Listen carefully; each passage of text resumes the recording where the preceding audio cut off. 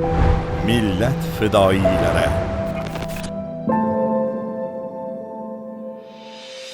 Katta leytenant Ashirov Shermuhammad Ergashaliyevich 1975-yil 23-yanvarda Toshkent viloyati Yangiyo'l tumani Halqobod qo'rg'onda ishchi oilasida tug'ilgan. U 1995-1999-yillarda Jizzax Oliy harbiy aviatsiya bilim yurtida o'qigan. 1999-2000-yillar Mudofaa vazirligi qo'shinlarida ofitser sifatida harbiy xizmatni o'tagan. 2000-yil avgustda Surxondaryo viloyatining tog'li hududlarida vatanimiz sarhadlariga suqilib kirgan xalqaro terrorchi to'dalarga qarshi kurashda qahramonlarcha halok bo'lgan. O'zbekiston Respublikasi Prezidentining tegishli farmoniga muvofiq marhum katta leytenant Ashirov Shermuhammad 2-darajali shon-sharaf ordeni va bir qator esdalik nishonlari bilan taqdirlangan. Shermuhammad Ashirovning nomini abadiylashtirish maqsadida u o'qigan 28-sonli umumiy o'rta ta'lim maktabiga byust o'rnatildi.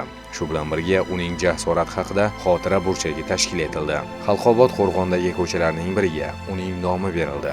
Shuningdek, Toshkent viloyati Chirchiq shahridagi harbiy qismda yodgorlik monumenti o'rnatilgan. Vatan millat fidoyilarini unutmaydi. Ularning xotirasi qalbimizda mangu yashaydi.